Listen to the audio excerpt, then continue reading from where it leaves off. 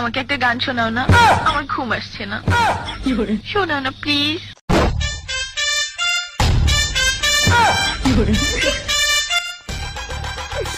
তুমি আমার কাছ থেকে গান শুনবা জান?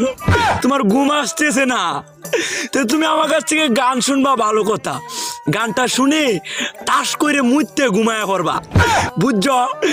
আমি যে তোমার গান কইতাম, আমি এক জায়গায় গান কইছিলাম, পরে 160 টাকা জরিমানা দিয়ে এসেছি, বুঝেছো?